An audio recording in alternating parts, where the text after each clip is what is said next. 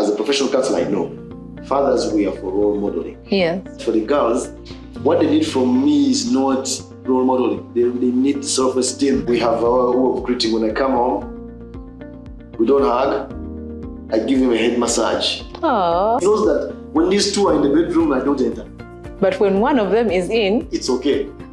It has registered. If you're not around and circumstances enable, don't enable you to be around. When you're around, make it count so that they know that that is not around, but is not absent. Welcome to the Raising the Boy podcast. And I am your host, Joan Salmon. Last week, we had a conversation about if a single mother can ably raise her son. And this week, we're talking about the essence of the father in the first few years of the boys. With me is Sam Setumba. He is a father. Welcome, Sam. Thank you. Picking up from what we shared last week, it was really about nurturing versus raising and the fact that the single mother cannot do it all on her own. So in your take, why is a father important in this boy's life in the very first few years? Thank you. I can speak it from experience. First, I have a young man, I call him young man, and he knows, he has a name, but I call him young, when I say young man. Uh-huh. From when he was 1, he responds to me and everybody's amazed at the young man and he responds. He knows his name. The sisters call him his name, but me, I call him young man. For me, it was good to psych up that I'm actually dealing with a half man who's going to grow into a full man. Mm-hmm. And for us, the whole house is girls. 2 girls and their mother, and maybe the person helping us at home. I was generally the only guy until this dude showed up. I didn't use that word dude. And I thought, in my experience, that since boys have a certain affinity for their mothers, is generally going to be close to the mother, and there won't be so much of an issue. But I'm surprised. Mm-hmm. Do tell. I get back home after the mother. He will leave the mother and come to me. Yes, for me and him, we're not hugs. We're hugs with the mother. Energies here. I'm not hugs, but he knows I come with the car. So he associates me with the car, with the garage, with I'm carrying something. Nikavera. Maybe he wants to see, or sometimes I give him. Help me carry this. Something like in the morning, when I'm going to leave for work, he always says car, meaning are you going to the car? Are you going to start the car? If we're leaving to go and visit, to go somewhere, it's about the car. So he associates the car, and that's what I do at home a lot. My job, mainly minus everything else, is making sure when we're traveling, I'm the one who arranges the means by which we travel. It's like my role, preparing the transport. And so he associates that with me. Okay. But sometimes I'm just seated there, checking on my phone, and the mother is there, goes to the mother, but it has a certain tendency to drift towards me. If you ask me why, I can't give you a scientific answer, but I think he can see that in the house there's this dude here, the older dude who looks like me. This guy here looks like me. And I have deliberately also allowed him in. Mm-hmm. I don't say, you go to your mother. Yes. When he wants to come, we stay. But I'm not I guess we have our own natural ways. I'm not the tickle type. That I tickle him, or we don't play like that. We normally, there's a way we engage. Yeah, we can make fun, we laugh. He says, Daddy, you have a stomach. I say, you also have a stomach. That kind of thing. The playing is like that. I'm trying to balance it so that we're not playing too much so that when I get to discipline, it's a contradiction. Mm-hmm. And he knows, of course, he's refusing to eat. Our eyes just meet. and starts eating. Not me saying anything. Oh, I just shake my head, and he knows eating. But after that, we are good. Another thing, the bedroom. Previously, he used to, when he was very young, he used to want to come and just bump him. And as you know, our mothers can be soft. The mother wasn't wasn't having a problem. But I could get off the bed, hold him in his hand, take him outside the bedroom and close it. And he didn't cry. Okay. He mastered that boundary. When he wakes up very early in the morning from his room, he does not enter our room when I'm in the room. When the mother is in, he actually opens. That's the difference with energies. But when I'm in, he doesn't enter. I'm leaving it for me. I'm leaving the whole thing like an experiment. Okay. I am teaching him boundaries. But I'm also, by example, teaching him how men should be at home. He's very young. We're not talking, I'm acting. Okay. Sometimes I say a few things, but I am acting. And I can see he picks up on it. How I decide to show him affection is measured so that we have warmth, but also we have room to discipline. Yes. I don't blur the line. Yes. So that he knows that when dad does this, he means this. When he does this, there's nothing like any confusion. And at first I was conflicted. I thought maybe I should show him too much affection. But I kept the middle line and I noticed that he's okay. He does not dislike me for correcting him when he's gone wrong. He doesn't. In fact, when I'm not around for a few days at home, when I come back, he's evidently missing. He doesn't want to come to me because he's sulking that I wasn't around. So we have our way of greeting. When I come home, we don't hug. I give him a head massage. Aww.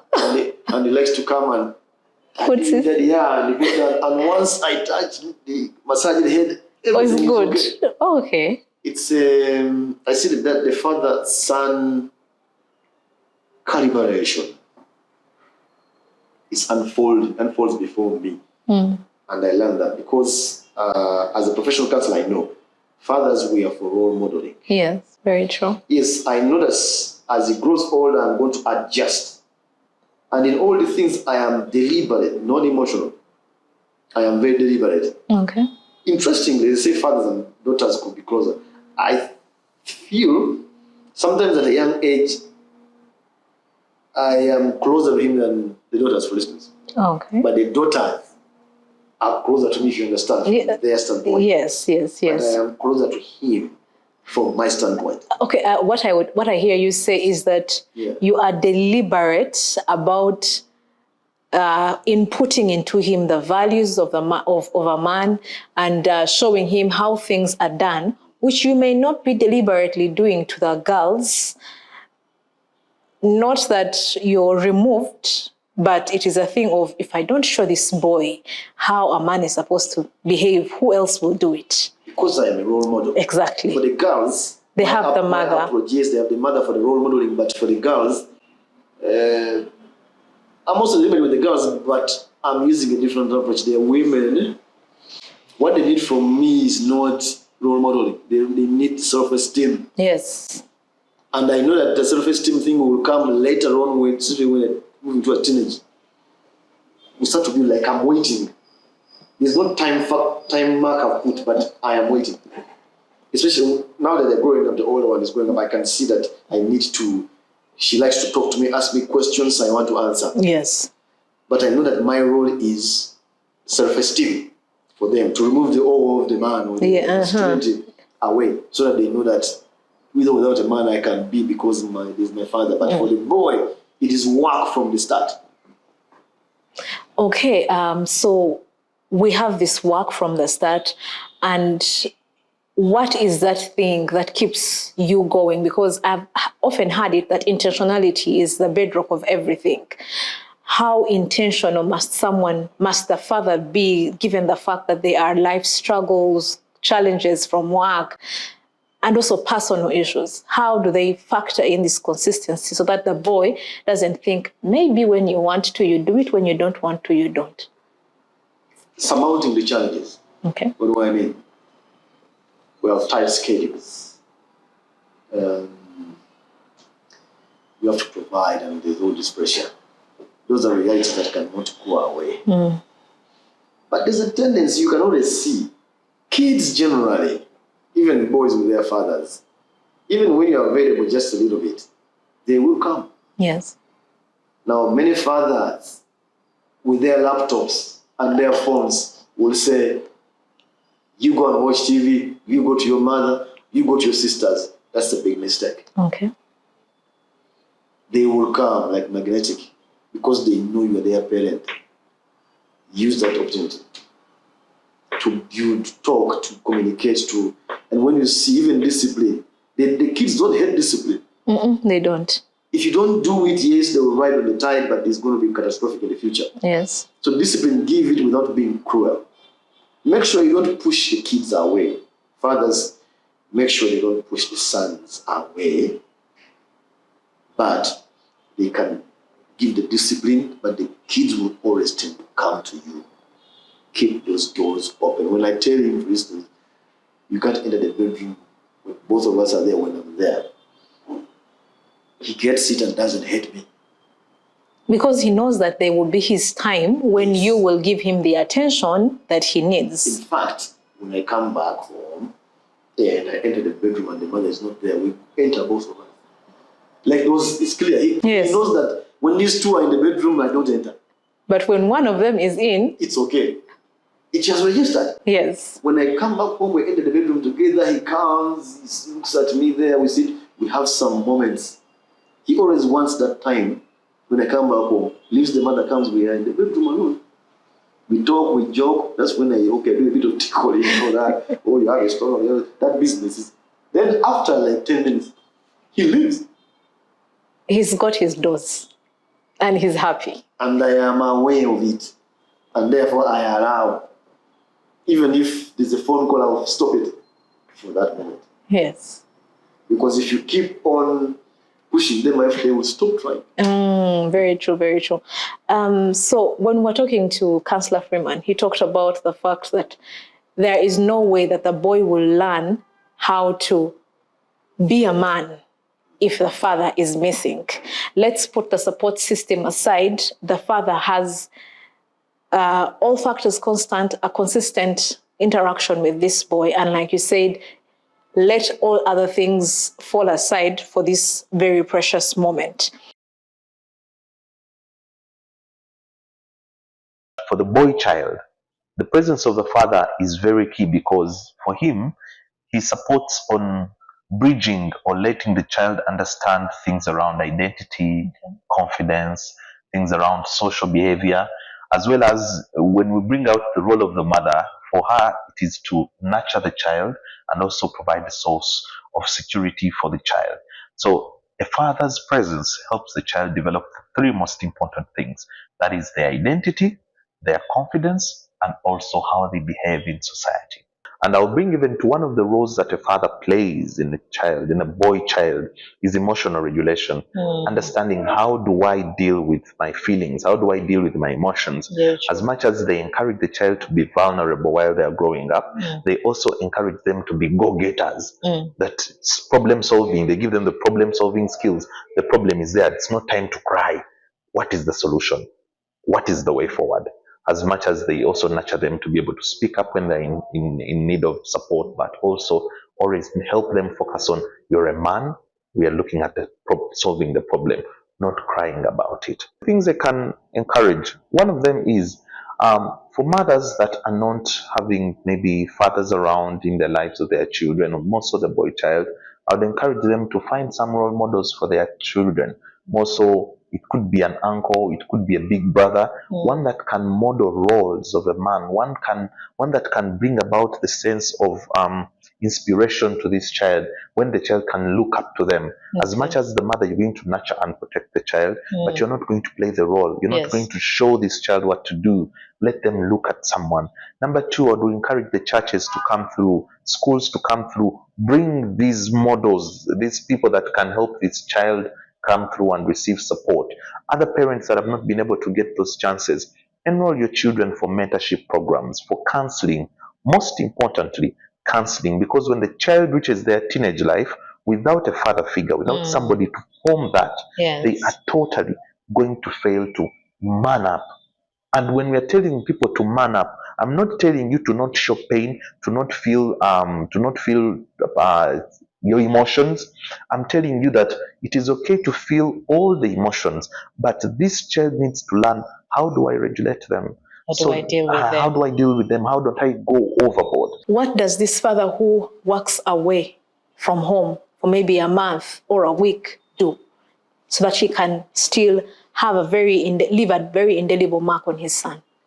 Pound per pound, a father who lives away for a month and the one who lives at home, and they all have the same degree of presence in terms of when they're present. The father who's always present will always have the upper hand. Yes. It's a fact of life. Very true. If you're not around, you can never be. However, if you're not around and circumstances don't enable you to be around, when you're around, make it count. Okay. In the middle there, you can make phone calls. Get your calls if you can. So that they know that that is not around, but is not absent. Absentee fatherism is the problem. Yes. Very, very true. Eventually, they will learn to substitute you. They will substitute you. There's a father I met who said he was working, flying the world, flying the planes and going all over the world, making money. One time came back and the kid asked the mother, "Is that my father?" Hey. He said that was a wake-up call. He had to tell the bosses that I'm losing my family. And he cut back on the flying around. He said, yes, I'm making the money now for what? If I can't have time for the kids. So if you're working away from home, make phone calls. Ask them, have you done your homework? If you're at school. How are you? Did you miss me? I don't know. How was your day? Tell me about whatever. Have a conversation, even if it's 10 minutes on the phone. You may not do it every day, but do it a few times a week. When you come back, it will help you enjoy. It will show you up on the time you're not around.